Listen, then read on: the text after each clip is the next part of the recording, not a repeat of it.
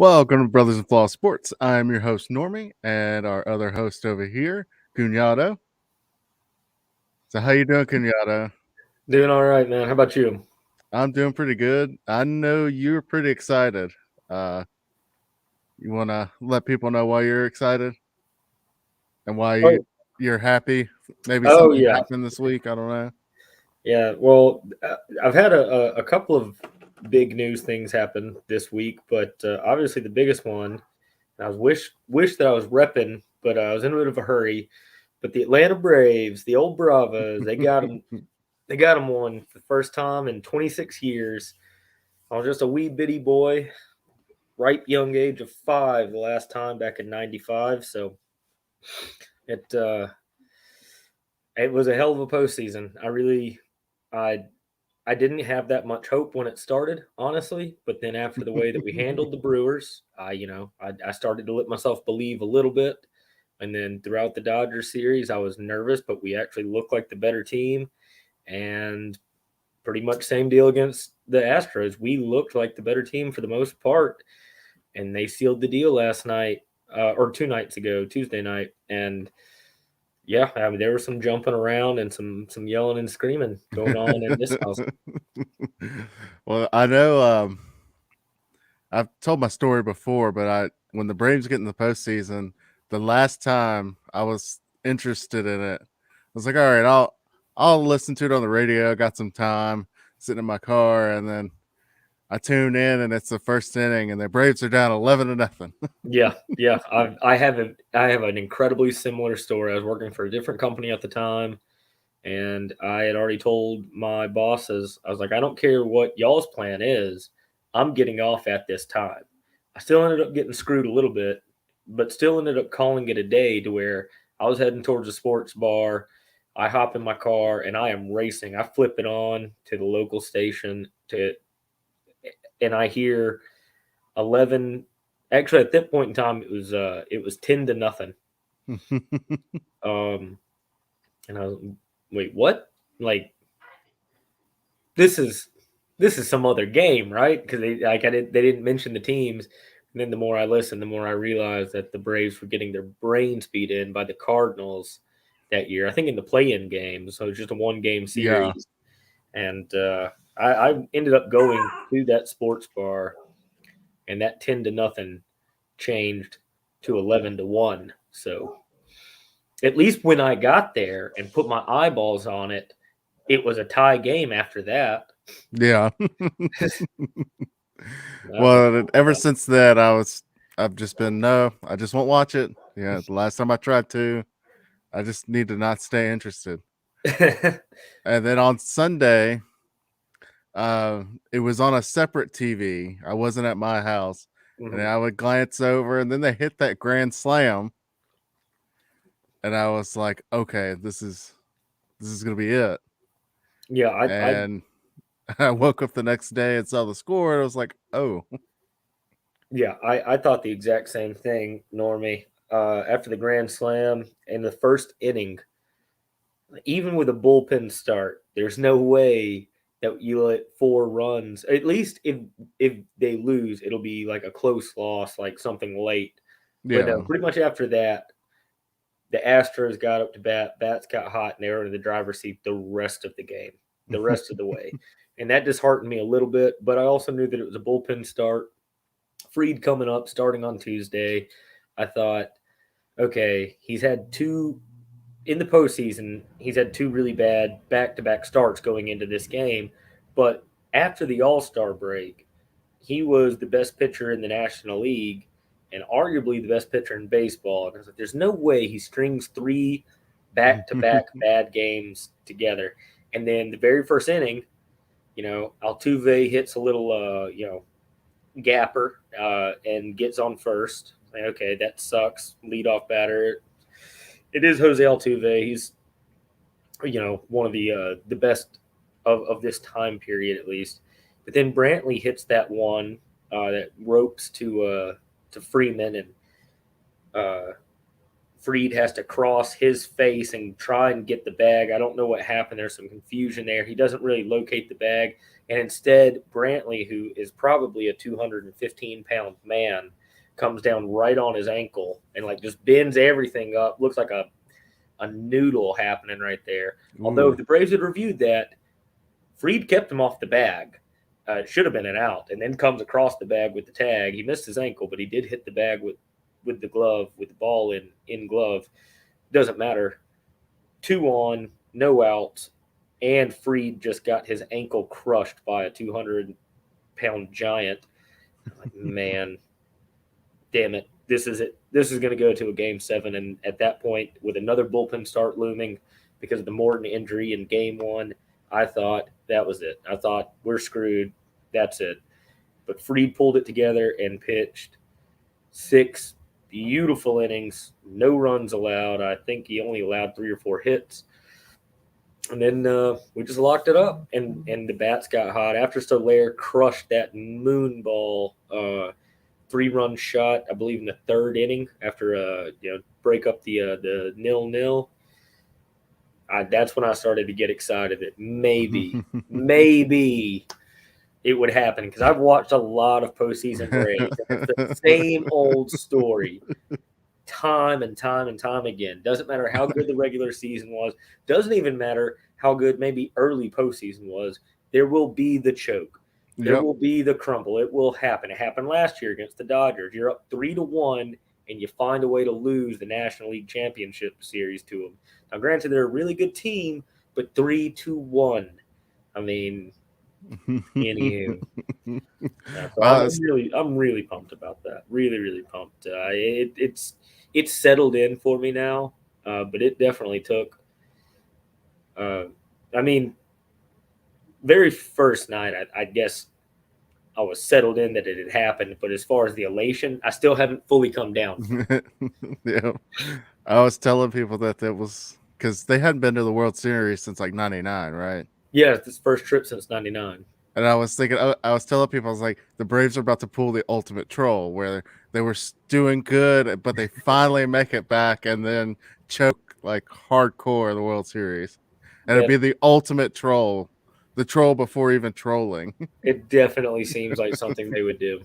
I mean, it wouldn't have shocked me, and I would have been really sad and maybe even a little bit depressed for a little bit. But I actually think I could have bypassed the depression stage, because I've been a Braves fan long enough. It's like, okay, yeah, that's what happens. I'm really glad I'm not a Hawks fan, and I'm really glad I'm not a Georgia fan, because damn it, it must be tough to be an all 3 of those fan. Like, if you're a Georgia resident and you pull for all like your college UGA, your Hawks, who have had some pretty decent teams, especially before I was born, with Dominic Wilkins and some of those teams back in the early 80s or late 80s, early 90s.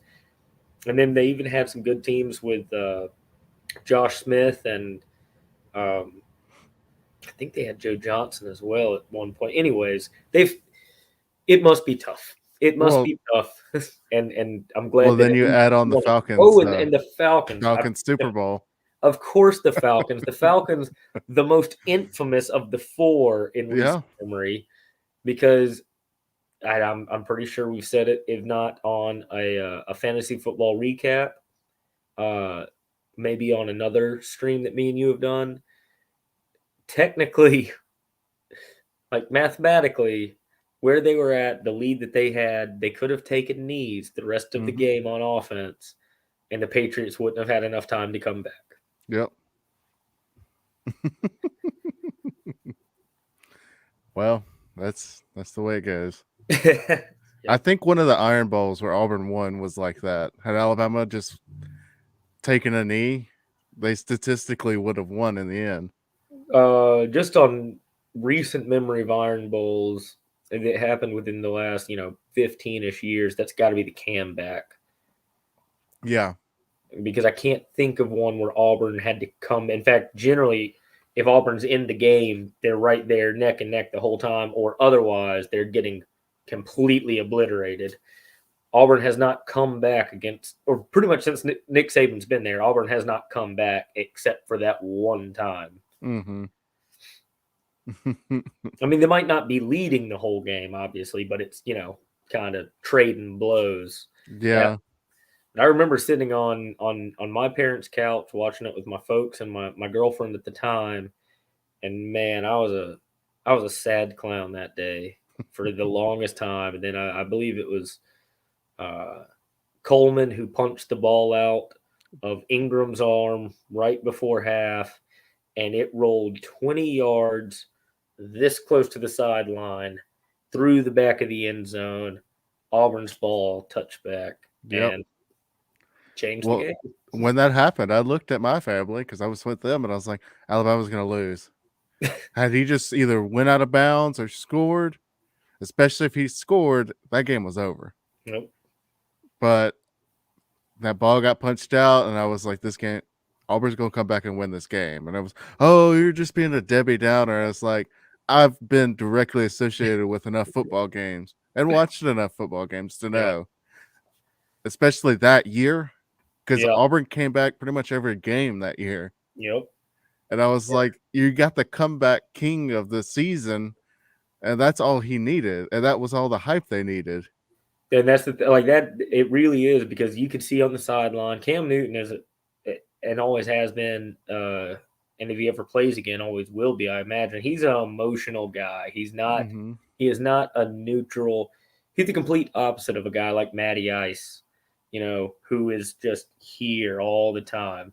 Cam, if he's doing well, you can tell he's exuding that. If he's doing poorly, he's sulking. He's in his feels, and you could tell he was in his feels until that play happened, and then he woke up again. And then it's like, well, you've given him hope again. And how Cam goes, Auburn went that year, which generally was excellent. So, all right, let's get to some fantasy football here. Share this. Turn the audio off. We don't need that. There we go. Let's see. I guess we can start with our matchup if you'd like. Yeah, we can. I don't know how I won this. Man, the thing is, they adjusted the score, and I don't think me and you, either one of us, have gotten to the bottom of it yet. You think that it was? I thought it was right. Yeah, I thought it was Nick Folk. And yeah, I want to say he had like 12 or 13, and then all of a sudden it was 15. Because I remember, because when we started, when I first saw it, I think I was down by like 4 or 5 points. And then right before the game started, I looked and I was only down 1 point. Yeah, I thought that you needed 4 and some change to come back when that Monday night game started. And the only player I was done, but my win percentage for the ESPN projection was at 30% or below. Like, it was really low, because you still had Sterling Shepard and you were only down by, like I said, I think it was 4 and some change. Yeah. And I think that he was projected at 7 or 8 in that neighborhood. And I was like, I've still got a shot, because Sterling Shepard can absolutely get 7 or 8. Sterling Shepard could do 20 plus. I really would be shocked if he did more than 30, but but he's had some games like that for sure. He can blow up, but he's also had some games even this year to that were sub 4, sub 5, In fact, that game, 2.5. He actually has only had one other game against Atlanta, and I think he got hurt that game. Well, he got hurt this game. He got his 2 He got 2.5, and then he went out. Mm-hmm. You're right. So, and then I was like, well, I'm winning, and that may be better, because if he gets the ball and fumbles, then I will end up losing. yeah, that's true. Yeah, he got enough. And in fact, I think me and you were texting about that. You're like, "Don't worry, he'll fumble, and then I'll lose the game."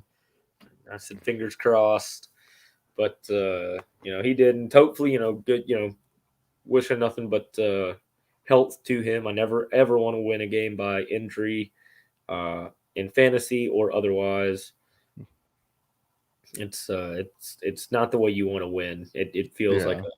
but you know, luckily for your team, uh, he got enough, and Yep. unfortunately for the Giants, well, they hung in there with KC, who's not nearly the big bad Kansas City that they have been, but Mm-mm. there's some improvement there at least. Also, your pickup of Carter was huge. I mean that I've was a actually had him for a while, but never really used him until boy. this week. You really picked your moment there because um, for a guy who scored 2 points and then 8.8, 2.9, 9.4, 11.8, 8.4, Yeah. definitely a guy who's shown some flashes, but struggled a little bit early, a little inconsistent, but then did definitely seem to be finding a groove. But then still, the week previous 8.4.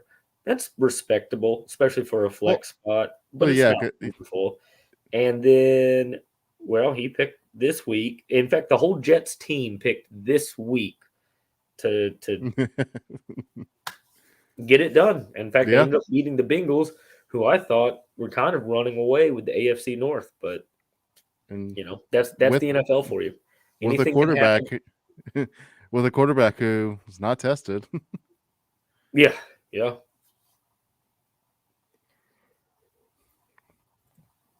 So yeah, yeah. yeah. First time start. In fact, speaking of Cam Newton, he's the only quarterback to throw for over 400 yards, and I can't remember. It was 400 yards in a combo with another stat in his first start. The only other one to do it is Cam Newton. Hmm. That's what White did in that start against the Bengals, who have a pretty decent defense. I mean, I'd say actually a good defense, and then also the Jets defense. Doing enough to win the game. I mean, they didn't play phenomenal. I mean, it still let my quarterback throw for 260 and three touchdowns, and I mean they did pick him off, but he had a respectable game. I That's the thing. I wasn't really disappointed with any of my fantasy players other than Justin Jefferson. Yeah. Robinson got hurt. Can't do anything about Uh, that. yeah. And Jefferson's been dealing with some injury, but uh, I still expected a little bit more because him and Chase have really been coming on for me. In fact, I started off this year after the first 3 weeks. I think I was number 8 or 9 in scoring, and now like my team really came alive. I think I was on a 3-game win streak. Uh, I'd gotten over 400. I was 4-3. Looked like I had a really good shot to go 5-3 and really position myself, you know, well for a playoff run. But well, such is the way of the football gods. I'd also Yeah. say that Arizona for me was a mistake. I should have really known that. But their defense had just been playing so good. Their team had been playing so good. Yeah. I kind of penciled them in as must start. And Aaron Rodgers was down Devontae Adams, Alan Lazard, and Marquez Valdez Scantling. His three top weapons. But Aaron Rodgers is Aaron Rodgers, and he's going to do what he's going to do. Yep. I mean, he uses what he has. He's a No doubt. MacGyver when it comes to that. No doubt. But you got your Elijah Moore, 19 points. I mean, you had some good performances there. Yeah, I'm still not discouraged moving forward. The only thing, speaking of Mitchell, he's a little bit banged up with, I believe, a rib injury. Um, but but man, he seems to be a little bit nicked up and banged up all year this year. But that's just the nature of owning any San Francisco player. They are cursed. Yep. AJ Santana, he really wants me to drop him. He's like, it's bad juju, and I fully understand that. I felt the juju before, but then I was like, dude, y'all won, number one, and number two. Uh, he scored played 19. excellent, Yeah. but he did suffer an injury. I think questionable to play this upcoming week. Once again, really pulling for him and not for fantasy purposes. I mean, that'd be a benefit, but just for him because he's a really bright young rookie, and it's really weird because I drafted Trey Sermon. Mm-hmm. I thought that he was going to be that next dude just based on what I'd seen from especially his last 5 starts collegiately. But Elijah Mitchell is really taking the reins because Sermon's fully healthy right now. I mean, he had started off the season a little banged up and nicked up, but apparently they trust Mitchell more, and he looks more dynamic. Sermon's a little bit more of a one-trick pony, just a power back right now. But yeah, and then the other one is Robinson. So moving forward, I'm nervous about Robinson. Otherwise, I feel pretty happy about my team. I think it was Schefter reported that Robinson narrowly escaped a pretty serious injury, something to do with his heel. When with them saying it had something to do with his heel, I don't know if that was Achilles related or if that would be foot fracture related. yeah, I'm not sure, but they did say that he has an outside shot of getting on the field this week. I think I've still got him in my lineup for right now, but I think he's more subject to change in my lineup than Mitchell. I actually think Mitchell's trending in a better direction right now. yeah. But otherwise, yeah, I still like my team. I mean, good win. Congrats to you. But I still like my team moving forward. And obviously, you've got a solid team.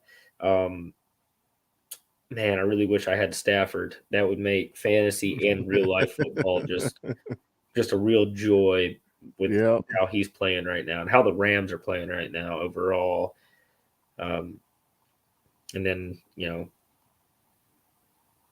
you filled a lot of holes for buys and injuries quite nicely. Yeah, my team, especially because Josh Jacobs has been out a game or two. I mean, Nick Chubb's been out a game or two. So I've really had to scrape and research and find these other guys that I'm like, all right, I can plug this one in. Yeah, it's all about the grind at that point, and you've done quite well. I've thrown up some Hail Marys, didn't get a lot back in some of the, didn't get a lot of return, ROI, return on investment.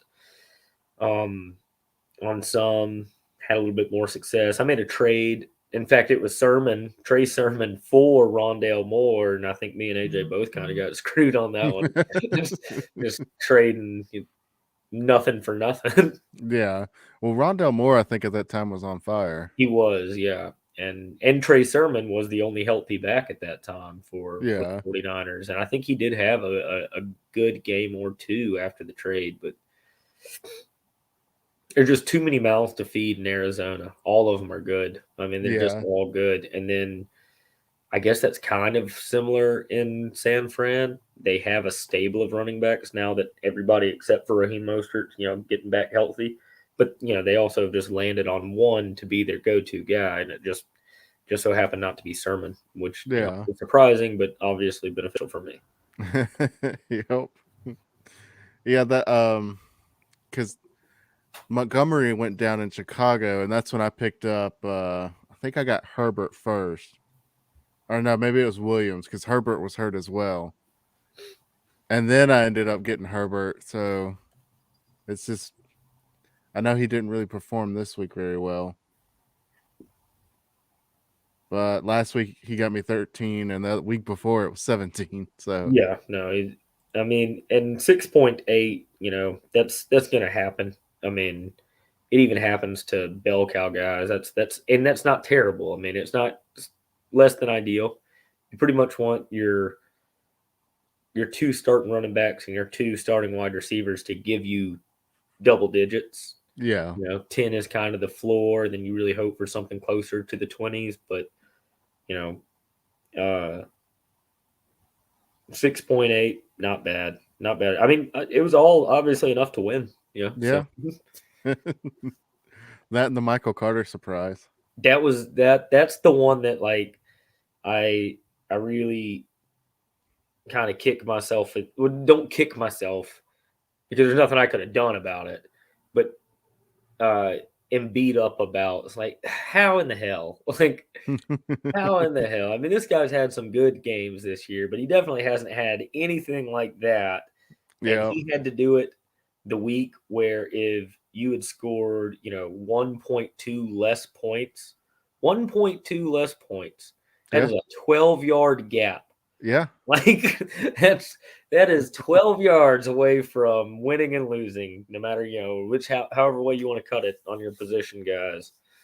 Damn it, that sucks. But That's just fantasy football. sure enough, I mean, the next week you win by 50 points. mm-hmm. All right, let's get to Chase and Matthew. So it was still pretty close, but I mean, it was another. So a lot of people had some lower scores than what we normally have. Yeah, pretty much everybody this week, except for I say Santana and two people. Yeah, yeah. Santana and Dante. Otherwise, I mean, Trent had a good score, but I think he was still outside triple digits. I think Santana and Dante are the only two who broke triple. Mm-hmm. But Matthew's in trouble now. Matthew's in big trouble. Yeah. And I hate that. Not only do I I actually don't hate it for Matthew. I pull against him in every way possible. It's fantasy, professionally, person. No, I'm kidding. I love Matthew. He's a good dude. He's got baby number 2 here any day now. Wow. But you can't get it all. You can't have great job that he likes. Alabama is his football team. Packers are his pro football team. Baby number 2 on the way, and a 6-2 fantasy team with Derrick Henry going absolutely ham. You just can't have it all. And this is what the fantasy god said to him this week. I mean, it is really sad. I am legit upset about that because he was just fun, and I've got no ties whatsoever to Derrick Henry or to the Titans, other than they're both fairly close to where I live.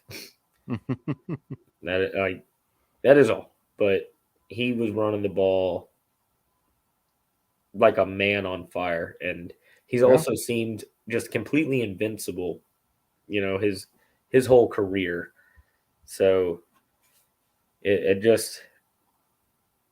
sucks that he got injured, and looks like he'll probably miss the rest of the season. But does have an outside shot to return for the postseason.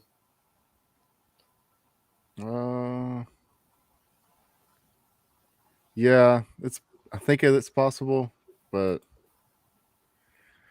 I don't know. I mean, they said that about Michael Thomas, and he's not coming back either. I think that his might have been a little bit more situational. Well, first off, Michael Thomas has now spent the last 2.5 years, including this one, kind of struggling with injuries. He definitely hasn't been the guy that he was.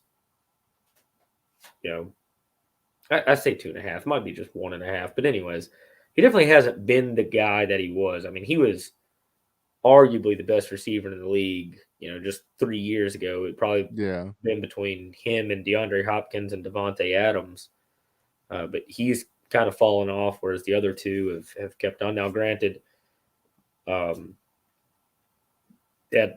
happen when Drew Bledsoe's not throwing you the ball, or Drew Brees, not Bledsoe. I'm sorry. How old is he?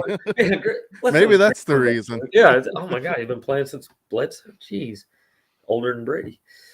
But yeah, no. But I think two factors kind of deal for Thomas. Him kind of struggling with injuries. It seems to be the same ankle / foot, and just been plaguing him again So go get that fixed. Maybe he might could have pushed through this year and played through it, but now with Jameis tearing his ACL, I think Thomas was just like, yeah, that's probably it for the team's future. Yeah. I'm just going to go ahead and tap out as well, and try and regroup for 2022.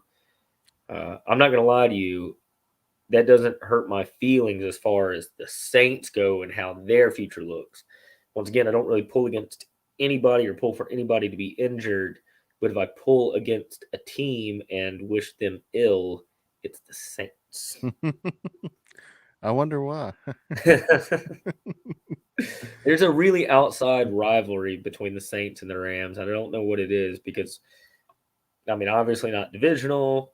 We play in the same conference, but we don't even play each other every year. But damn it, when we play each other, it seems to be kind of fireworks. Yeah. Well, I had Michael Thomas in another league. I drafted him like 5 because at that time they were saying, okay, it'll be like week 7 before he came back. I was like, well, that's about half the season. Be a good stash, and there's an IR spot in that league. So I was like, I'll just stash him in the IR and keep him there. And yeah. Yeah. But way it goes. Yep, sure enough. Old Chase fell down an Odell Beckham Jr. rabbit hole. Yeah. I fell into it too. I drafted his ass, and I just realized the way that was trending. Mm-hmm. And in fact, before this week, I was having to make a decision on who to drop to try and pick up. I wanted another tight end because Knox was out, and I just haven't liked the direction that Mo Alley Cox was trending. So I dropped Odell Beckham over Rondale Moore because I had this creeping feeling he's losing ground in Cleveland, and then after the weekend's over, trade deadline and everything this week, the shit hitteth the fan. Yep. I mean, there's that.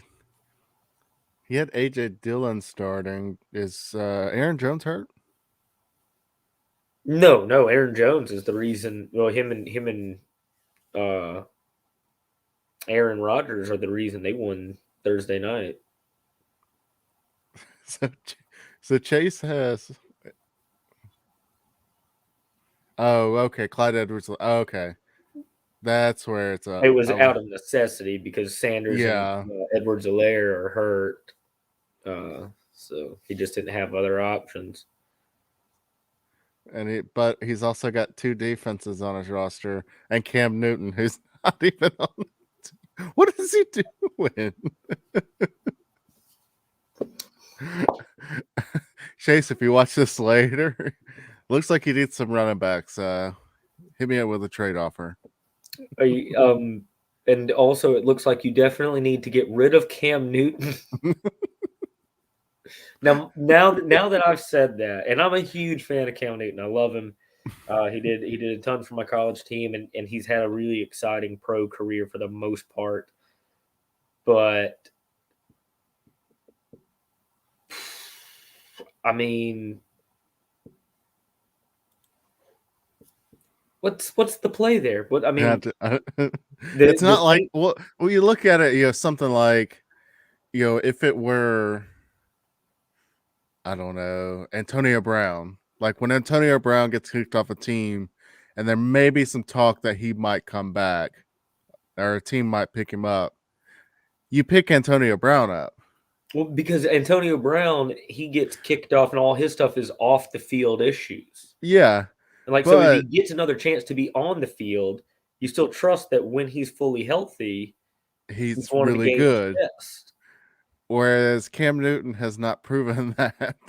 I don't think he'll ever be fully healthy again because we've heard it basically for 4 years in a row that this is going to be the year. He feels great. He's throwing great.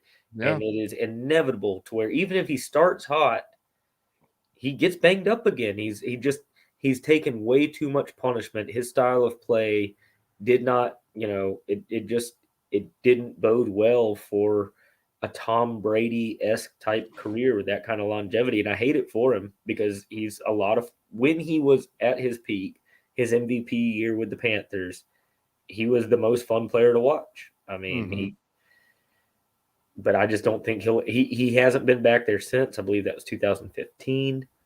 And it kind of seems like the drop off every year has gotten a little worse. Yep. I think that was the peak, and now is the downslide. And once again, I hope he proves me wrong. Yeah. Now that I've said all this, I hope somebody picks him up who's in need of a quarterback. But that's the thing: who's going to do it?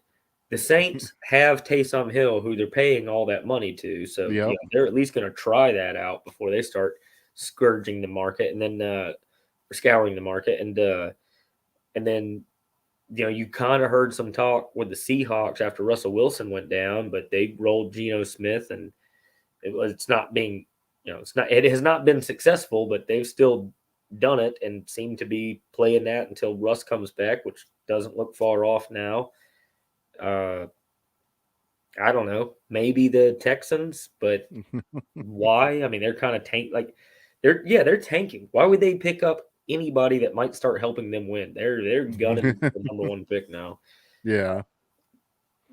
The Dolphins maybe in a desperation move because Flores, who I actually thought was a really, really good coach at first because of how he got the team to play his first 2 or 3 years. Can't remember how long he's been there.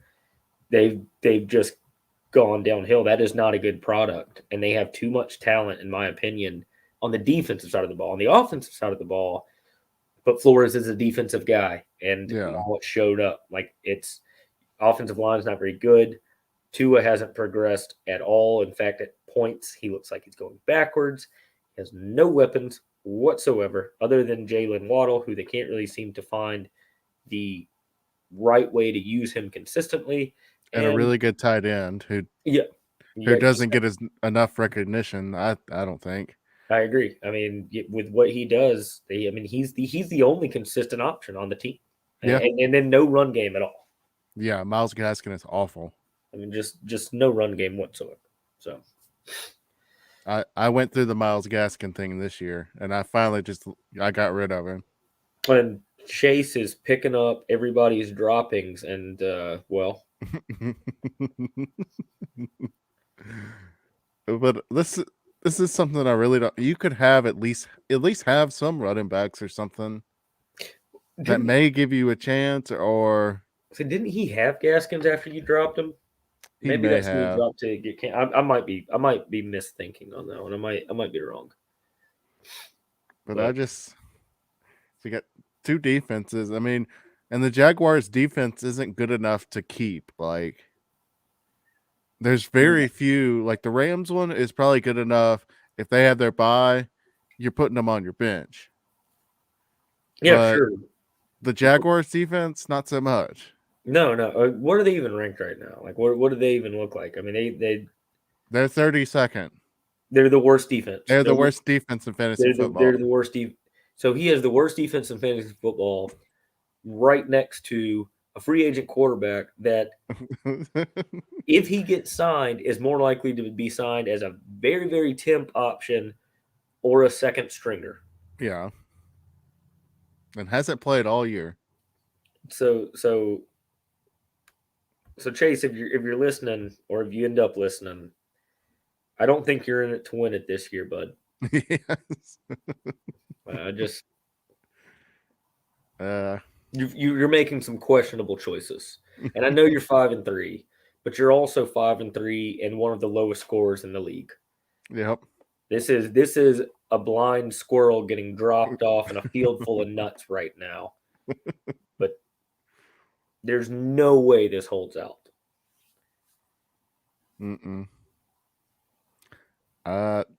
Even if Clyde Edwards comes back, I just don't see it. But anyway, hey, maybe Cam will come back and that'll lead his team to the championship. All right, let's move on to this next one. So we got Santana and Dallas. Look at Santana getting him a win this week. You know, he needed one. He He really he needed one. he did. Because he's a team that I think is it's better than the record. Normally, excuse me for just 1 second. I'll be right back, buddy. Alrighty. Holy crap! So he used Cooper Rush this week. That is definitely a bold move. Let's see. Dalton Stoltz. All right.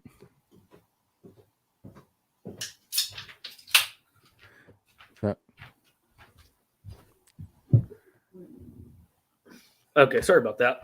That's fine. So he used Cooper Rush. Yeah. That is a damn bold move, but it worked out for him. Well, I actually told him to do it. He because he owns Dak Prescott. We were talking Sunday morning, yeah. and he said, "Should I go pick up?"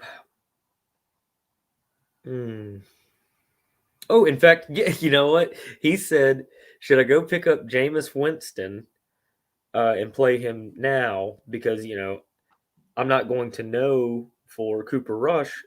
They played the Sunday night game, or should I go get Cooper Rush and play him back up? Dak Prescott." I said, if I were you, I would go get Cooper Rush, and then that way you can make that game time decision. Mm-hmm. So that if in case Dak can play, you didn't bust your load with Jameis Winston, and it really paid off because obviously Yeah. tragedy befell Winston, and Cooper Rush ended up having a really good game. Kellen Moore as an offensive coordinator is just really coming on. I'll be surprised if he stays around as only an offensive coordinator in Dallas for much longer. Well, he even had Matt Ryan, and to be honest, if it were something like that, I would have went with Matt Ryan, and I would have made the wrong decision. He might have done that for insurance. I actually didn't even know he had Matt Ryan. Yeah, he got Matt Ryan on there, but Matt Ryan only got 6 points. Yeah. Well, once again, at that point in time, Matt Ryan's already played the early game, and Dak Prescott had a really solid he had a really solid shot of playing. His questionable was very much game time decision questionable, not an outside shot at playing questionable. He was in the thick of possibly being able to go, and then Cooper Rush steps in and pulls some ginger magic. Yeah.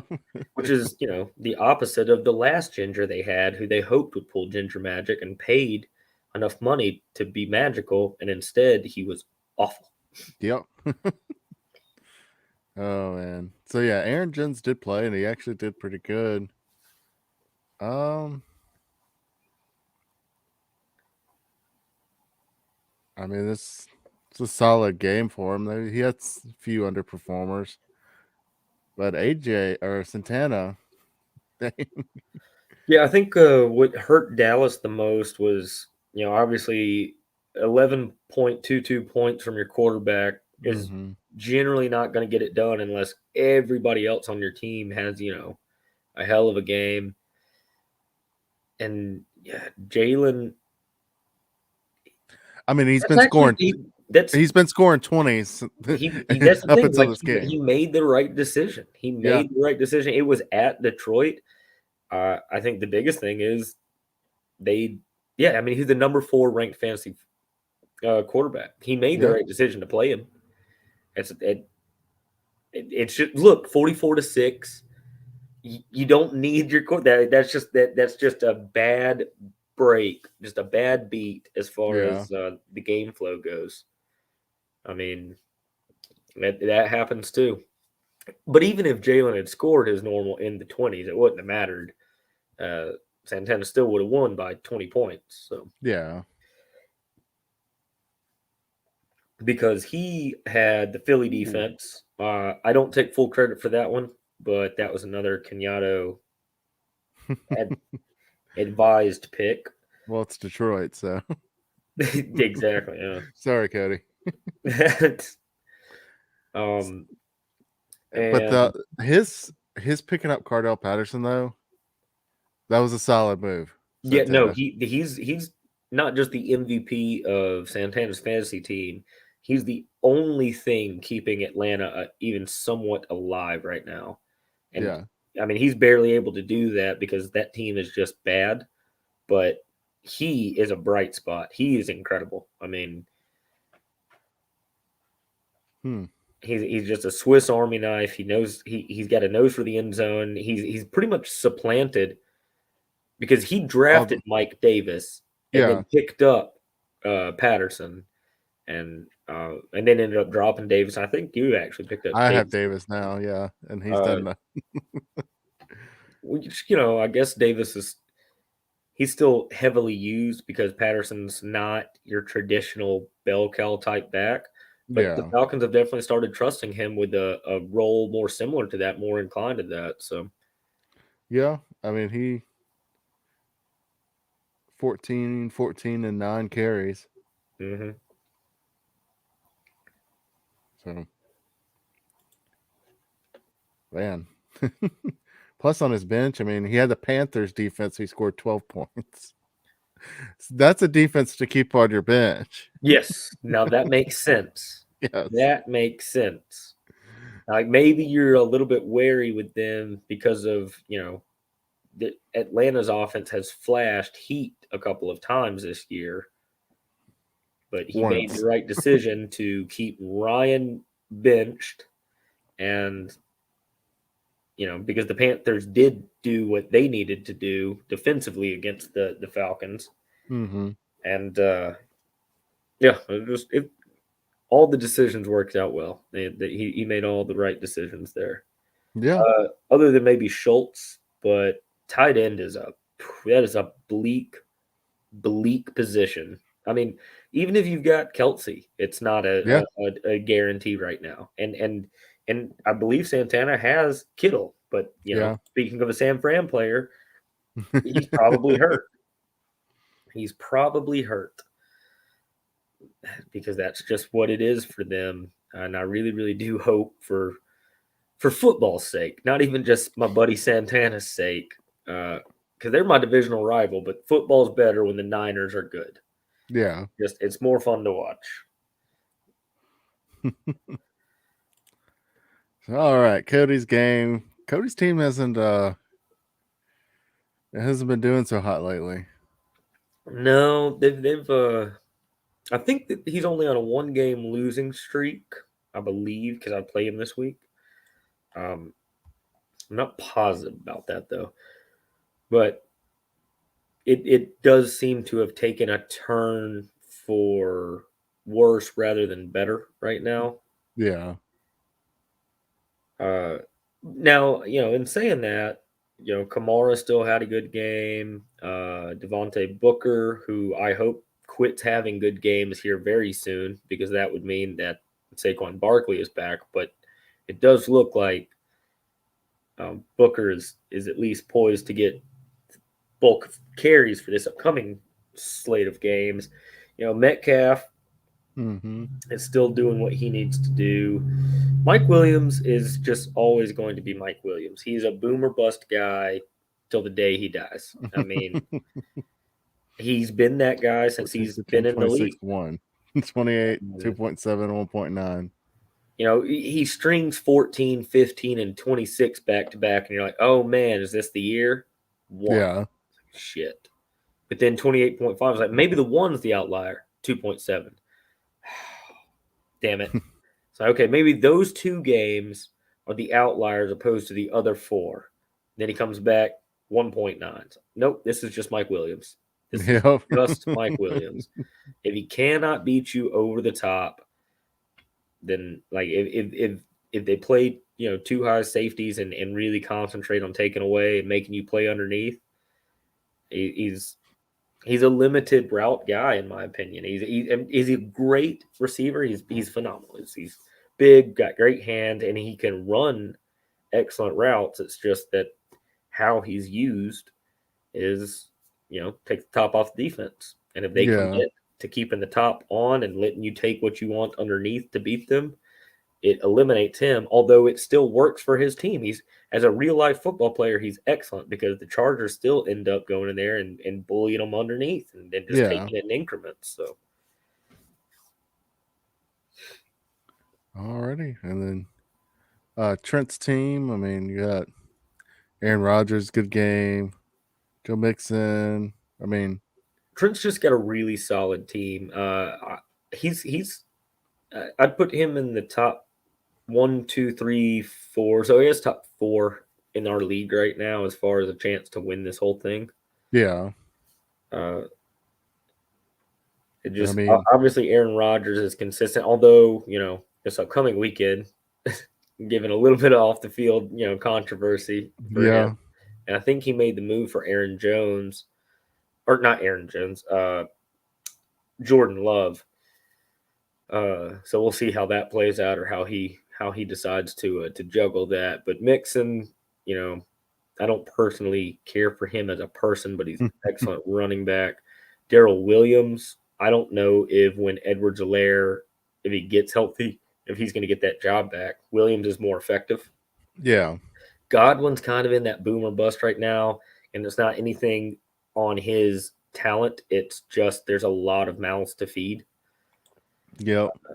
DJ Moore, he's the go-to weapon, but who the hell's throwing him the ball? Yeah. And just and which Sam Darnold is it? When it's Sam Darnold, I know right now Darnold's banged up, but which one's showing up? Sam Darnold first of the year, or Sam Darnold that started to happen before he got injured. And then, like I said, Kelsey, look, 0.7 points. He's not the he's still ranked number 1, and he had a hell of an early season. Mm-hmm. But he's still not the monster, the scary, terrifying monster that he usually is. Well, that whole Kansas City team is like that. Yeah, that's true. It's not that scary monster that it used to be. Like when they're at their best, they are. Mm-hmm. They're just not. They're not a one of them, and it starts with Patrick Mahomes. Mm-hmm. I'm really curious about that, and I've had a few people tell me it's like, well, the offensive line's not very good, and Mahomes has masked a lot of that this whole time. Yeah, but Mahomes has masked a lot of that this entire time. I'm wondering if I don't know if he's got a case of the yips because he's out. Him running for his life and making incredible throws has been his whole career anyway. Yeah. But turning the ball over has been incredibly limited. And I believe he leads the NFL in turnovers. And if he doesn't, I know that he was at least tied for it or second at some point within the last 2 weeks. Somebody might have overtaken him. But that is a scary sign. Like, that feels like yips to me. This deep into his career, where we were talking about him being the dude who takes the torch from Brady. That's concerning. And obviously it's reflecting on Kelsey and Hill and McCole Hardman and the whole offense there. Yeah, it's when they're on, they're still on. They're still incredibly scary, but you just can't bank on it like you have been able to the last 3 years. Yep. I say Michael Pittman Jr. That's excellent. That's an excellent have. He's a dude. Well, and he's like the only one they have. Yeah, he is the only one they have. And, they're playing right this second as we speak. And, he's only got 3.4, but it's still pretty early. 8 minutes left in the second half. And they're in the red zone on the 10. So we'll see. Maybe he turns this into points. The Browns are a difficult team to figure out because 2 weeks ago, and I'm still planning on doing a 1 through 32 breakdown.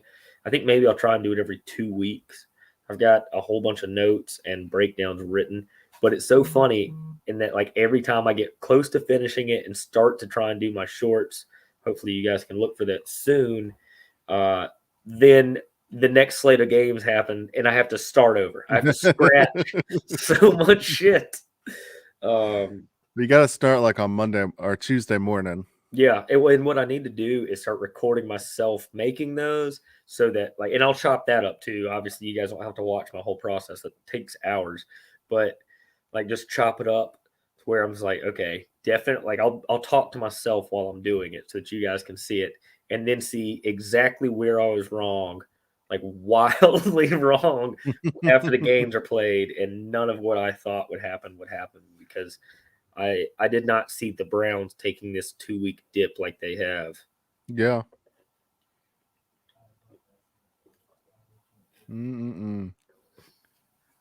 All right. Let's move on to Brandon and Stephen. Yeah.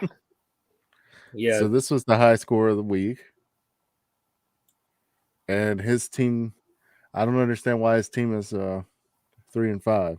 The thing is, he started off really, really hot, and he looked like a contender to win it, and obviously very well still might be.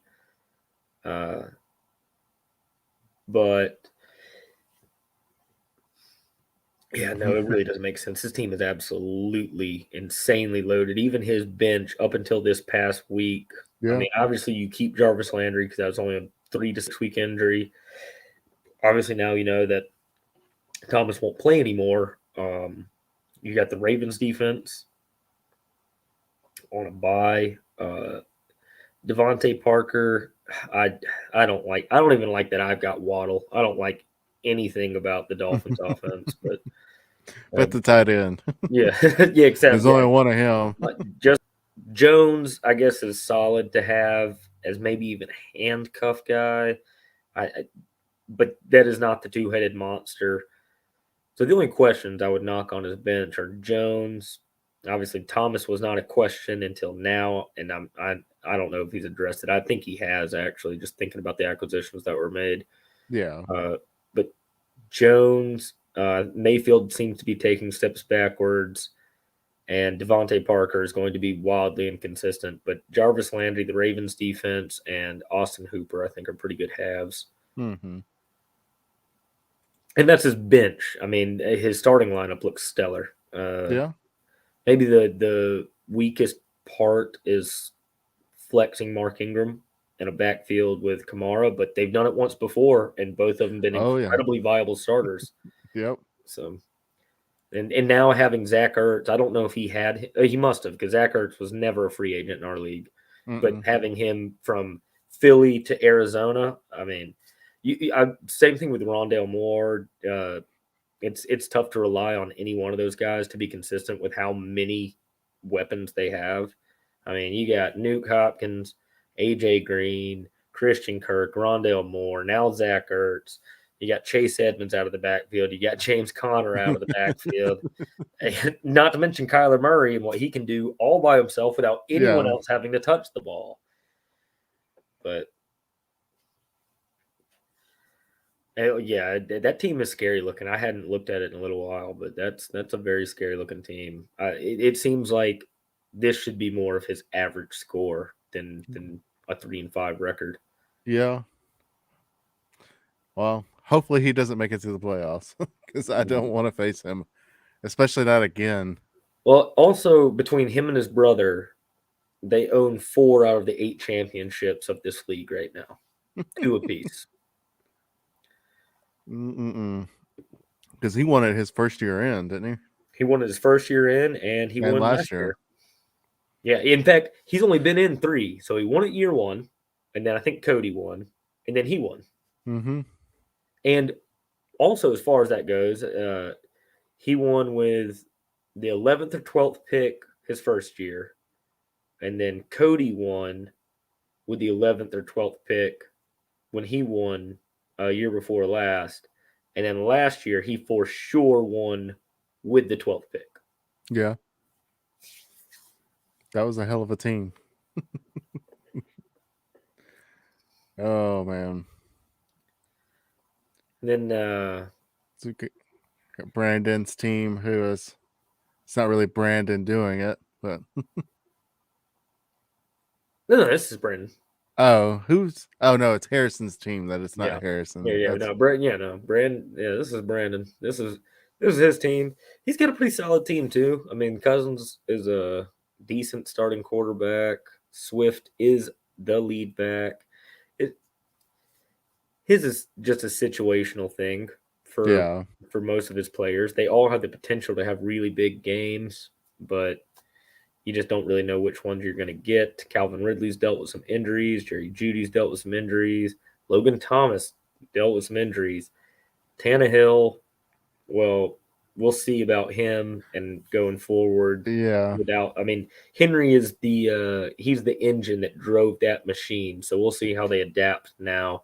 Obviously, Henry Ruggs, I don't even want to talk about that. We do something separate on that if you want, but that's just tragic. Yeah. Jamal Williams, well, good handcuff to have for Swift. At the beginning of the season, it kind of seemed like between Swift's skill set and Williams' skill set, they might be kind of a two-headed monster, but it turns out Detroit is Detroit. Sorry, Coach. Yeah.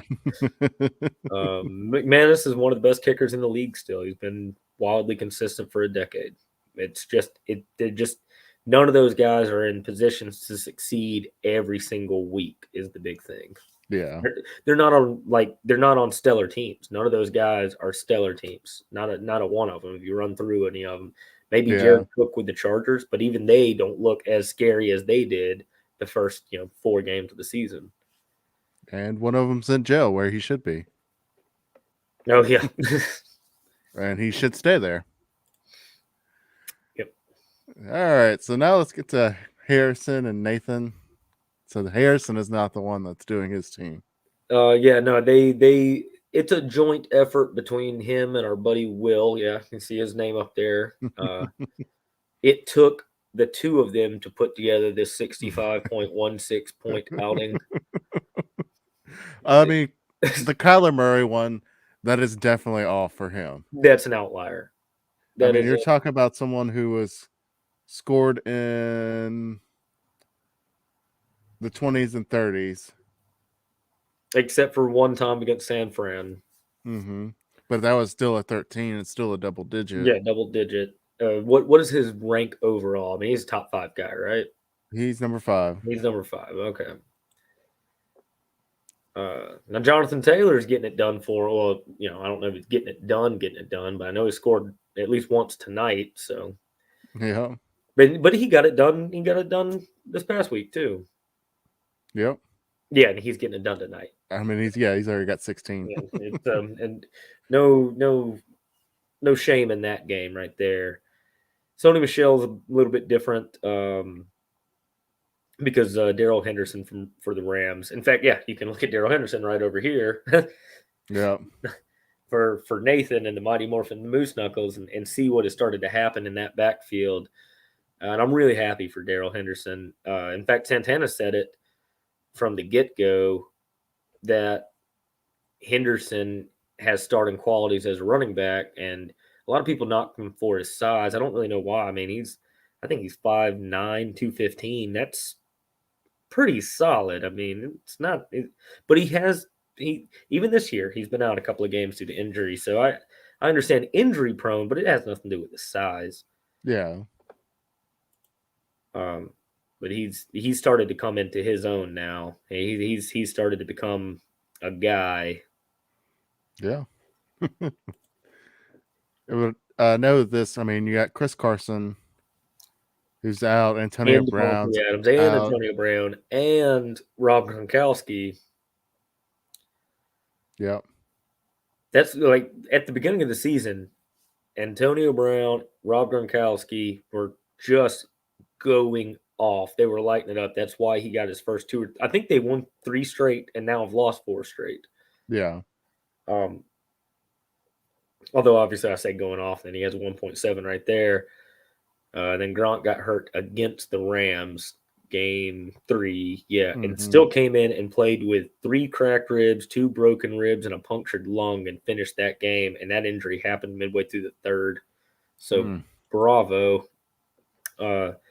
Then Devante, I really hope he comes back soon. I think he's the best receiver in the league right now. Yeah. He's an animal. Obviously had to miss the game against Arizona, but so when those 4 players with Chris Carson, because he's projected to return as well, when those 4 are all back healthy, I mean, if you can look at what damage they were doing before they got hurt, I mean, that's still a very scary, viable team because he's still, hanging around just a little bit below 500 or there still. I mean, 3-5. That's within striking distance in my Yeah, opinion. yeah. There's still a lot of games left to be played.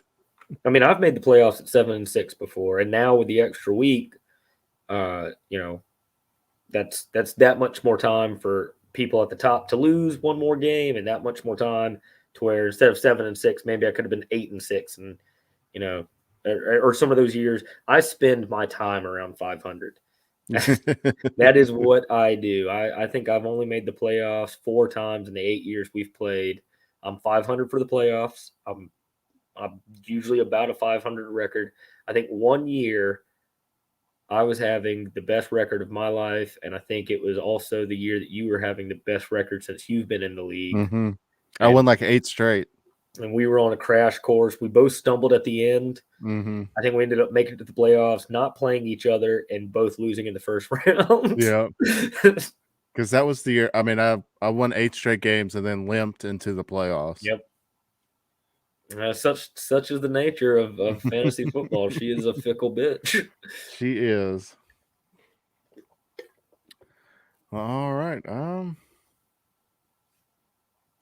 Yeah, Nathan's team. I mean, Brady's gonna be Brady. Alex Collins isn't doing too well. Yeah, I would say that this was a win more on the opponent losing than the Yeah. victor winning. Yeah, I would say so. Yeah. Because even if he swaps players out, I mean, it's actually worse. Yeah. He does not have a great team, and I helped him out in the draft because he was traveling from Moab, Utah, back to Alabama during the draft, and I did not do him any favors. I drafted as if it was my own team, but I got Gus Edwards because that was after J.K. Dobbins was already down when we did our draft out for Yeah. the season. So I really thought Gus Edwards would be a great pick, and I'm talking like 2 days after we drafted, torn ACL. I will say, and I told Nathan this, it's like he's got a torn ACL. He's not coming back. And Gus Edwards stayed on his bench for 3 or 4 weeks. He's not coming back, man. Like, Yeah. that's torn ACL. I mean, I know, Adrian Peterson made it look easy in 6 months one time and the advancements in medical science, but we're not there yet for a 4 month season. That's just not gonna happen. I saw speaking of Adrian Peterson, I saw a meme today and it was like, yeah, Adrian Peterson and Julio Jones are on the same team. And then it's like, oh wait, this isn't 2012, it's 2021. Yeah, no, this is vastly different. Like vastly different time. Like there was a If it were time. 2012, I mean, holy shit. you'd be rocking and rolling. If you had Adrian Peterson, Julio Jones, and Cam Newton on your team in 2020 or 2012, Yep. you'd be you'd be cooking. You win that league, fill in the rest of them. Well, Cam wouldn't have been. Cam was still in college then. No, he came out 2010. 2010. Oh, that's right. Yeah, that's right. I don't know why I was thinking 13 was Nick Marshall. So yeah, that would have been his. It would have been the second year in, and he did experience a sophomore slump. But he was still a running quarterback, and fantasy football, it really doesn't matter about sophomore slumps if you're a running quarterback. Look at Jalen Hurts. He's not playing great offense, but he runs the ball, and so he scores fantasy points. Yeah. Those yards and those touchdowns rack up. Yeah, sure enough. I mean, it's 6 with your legs, 4 with your arm, and then it's every 1 yard running is 0.1 points, and every 1 yard passing is 0.24 points. Quarter of. Mm-hmm. 0.25. I don't know why 0.24, but that's not a quarter, Kent. Guys, I promise I used to be good at math. But yeah, legs are more dangerous than the passing game for a quarterback. Yep. Alrighty, that's the last one. Let's check on the standings real quick. All right, I mean you're still in it. I'm I don't. still in it, but Trent's starting to run away and hide. Now, that's Yeah. okay the way that our league is. For anybody watching this, it's the 2 division winners get in. And then after that, it's the best record, and the tiebreaker for best records is points for. So I'm still pretty well within shot of best record, only behind you and Matthew sitting at 6-2. That's 2 games back. And then actually I guess that'd really only be no, that's 2 games back because you guys have to win 2 or lose 2. I have to win 2 to catch you. 1 game back of Chase. Otherwise, I don't think I'm gonna be able to catch Trent. But points for, I think I'm still sitting pretty good as far as that. Yeah. Yeah, So, you're yeah. third. You're third in the entire league. I figured my team really started to come on with points here recently, and I know I only scored 86 against you, but I think that as long as my players stay healthy, I'm going to go ahead and knock on some wood here before I do something stupid. There we go. They all seem to be coming along, so I feel pretty solid about that still. But yeah, I think Trent at 7-1, he would have to have an absolute collapse now. I mean, that's over halfway through the season with 1 loss. You and Matthew are obviously well positioned. I think that 5-3 Chase is it's the biggest paper tiger in the whole world. Where's he ranked at now? He's Actually, he's fifth. slightly ahead points. He's moved up a little bit in points, but Yeah, but Cody would get the tiebreaker. Mm-hmm. Yeah, so record was 1, 2, 3, 4, 5 ahead of me. I'm the only 500 team right now, and so I would just need to get above 2 of those 5 to claw my way into number 4. But we'll save all the math for the last 2 weeks or so.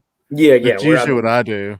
We're not even close yet. About, I mean, this is still the nitty gritty for about sure. the last 2 or 3 weeks is when I start doing okay. So if I lose all these 3, then all these people win all theirs, and Yeah, no, that's when it becomes Zach Galifianakis in The yeah. Hangover at the blackjack table, where it's just numbers go. Okay, who needs to lose? How many points do they have? How many points do they need to score or not score? How many points do I need to score? And I'll break down it. No, I didn't have to worry about that last year. I was significantly out. I did because I barely squeaked in. Once again, I'm a 500 team. Last year, I knew that I was out. I was doing the math for you and for AJ, and I think for maybe even Cody. I know I was doing it for Steven, for Dante. He snuck in. In fact, I'm pretty sure he's the one who put AJ out and then ended up winning. I put AJ out. You put AJ out. Well, because remember AJ had that last game. It was Steelers and Ravens. They played on like a Tuesday. Yeah. And Chase Claypool, for him, he had to win to go. Mm-hmm. Because he had more points than me. We would have had the same record. He would have went. And Chase Claypool had to get like 6 points, I think. Yeah. And he ended up losing, which put me in. So the problem with that is I didn't congratulate you for the win, before the game started. If that had happened, like it has happened so many times, if I text you something positive before that final second has ticked off of a clock, shit. In the first round of the playoffs, I was up by like 50 points. Yep. And all the other person had was Tom Brady and Steven Gronkowski. Yep. And they ended up scoring like 41. He scored like 51 together. like just enough. That's happened 2 or 3 different times for various games on various levels of meaningfulness. Like, I think it's happened at least one time for like, playing to get into the playoffs where I screwed you. At least one time in the playoffs, Yeah. and maybe even one time in a championship game. No, last year I was in the championship and there wasn't a chance for me to win. Okay. Kamara went off. Is that your only time in the championship? Yeah, that was the only last year was the only time I went in. And that was Alvin Kamara scoring 5 touchdowns. Yeah, no. Or maybe that was before the playoffs. I'm not sure. Was that Thanksgiving or was that Christmas that he did that? I believe you're right. I think it was Christmas. Okay. Because it was Christmas. I remember you telling me the nightmare story. In fact, that was before we were doing shorts on YouTube, which once again, guys, check in on those. Normie does an excellent job, and every once in a while, I put content out, and that's all I'll say about mine. But yeah, no, I believe I remember you telling me about that. And that's how I kind of recall it. And that would make an excellent, just as far as your nightmare short for the A&M Bama loss, it would fit right there. Yep.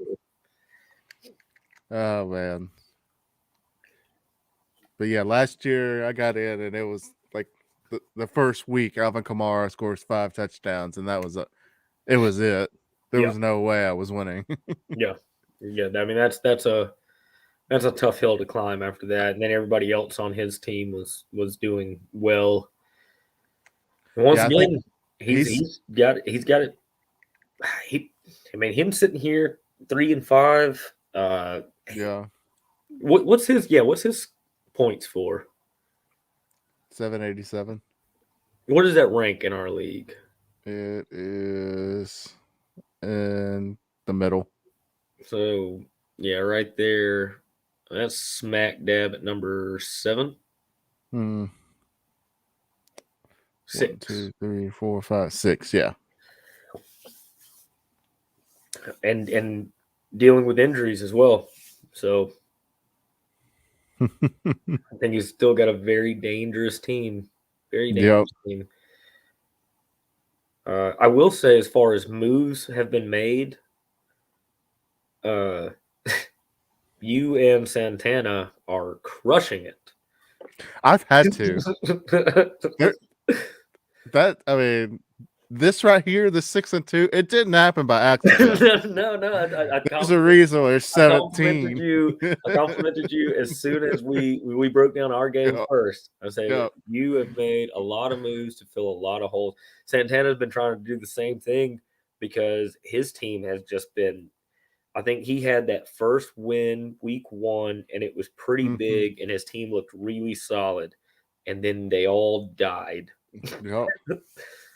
And I'm telling you, also tight end. Just can we put tight end and tight end ranking on the screen real quick?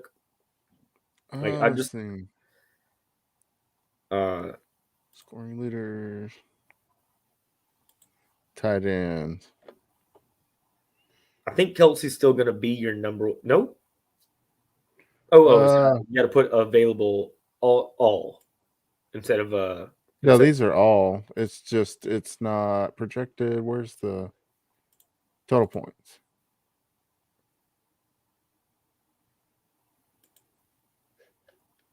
Well,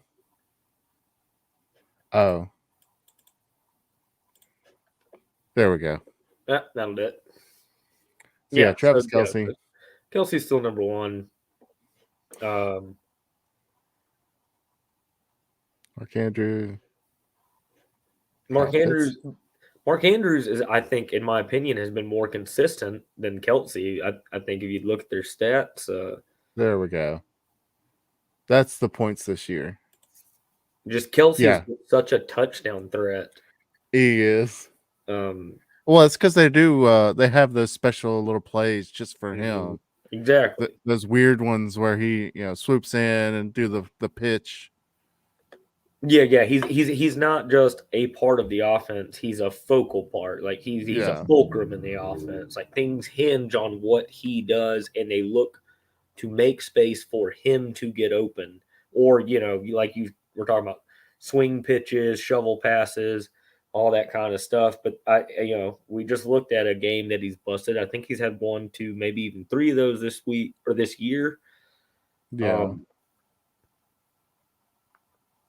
Yeah, there's There's 2 games. 2.3 and a 0.7 6.5 for a tight end to me is good. That's great. That's great. And then, you can also tell why he is the number 1 tight end. I mean, 19.6, 16.9, 10.4, 11.7, 9.9. I mean, those are all incredible numbers. And he is still Travis Kelce, and he's arguably the best tight end in the league. I'd say, in my opinion, it's between him and Kittle when they're both fully healthy. He must have fumbled this game. I wonder if he got hurt. No, he had 27 yards, but only 0.7, so he had to have fumbled. Oh, for sure. But even then, I wonder if he got hurt. No, he still got 7 targets. Yeah. They lost a fumble, yeah, sure enough. Just a bad game. But once again, I mean, that is just the way she goes this year as far as tight ends go. And then there's him, and then there's Mark Andrews, and there's a pretty big drop to Gesicki after that, over 10 points. And then it kind of is knotted up for a few players, but not a one of these guys on this list, not a one of them, not one dude on this list is trustworthy week in and week out. And that's what we thought that we would get with at least 3 tight ends that were draftable in the first, second, and third rounds. And it was going to be Kelce, it was going to be Kittle, and it was going to be Darren Waller.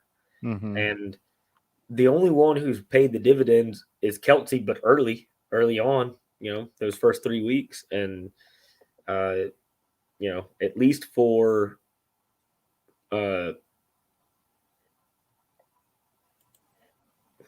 people who got Andrews, Gesicki, I own Knox, but Knox has done all of his damage early also. He's missed the last few games, and he's still a boomer bust guy. His target share is really low. Same thing with CJ Uzomah. Don't let that ranking fool you. That is entirely boomer bust right now. That's not the norm. It's just something that can happen. So they're all flyers, like every one of them. Outside. He had 2 21-point games, but the rest, the other ones, the most he got was 7. Exactly. I mean, so they're all flyers. Tight end is just a bitch of a position for fantasy football, and they can win and lose you games because of that. Yeah. Well, like this. Now, this is a guy who I feel like has actually started to come on. I think that he's worth having. And you've still held on to him, right? Oh yeah, he's my starter still. He's. I think by the end of the season, he's going to have some consistency. If you look at the targets, one game he had 3, but the rest, 8, 6, 3, 9, 10, 8, 6. Yeah. They're trying to get him the ball. Well, I mean, especially since Calvin Ridley's banged up too. And in fact, I'm a little bit surprised against Carolina. He only has 6 because I don't think Ridley played. Yeah. And who the hell else were they throwing the ball to? And I think Russell Gage was hurt too. Yeah. So I don't know. I think they were just handing it off to Patterson. Yeah, well, I mean, it seems to be working there. I mean, obviously they lost to Carolina, but I mean, that is the only thing that has 100% for sure worked is getting the ball to Patterson. Yep. Well, all right. It has been fun. Yes, sir. As always.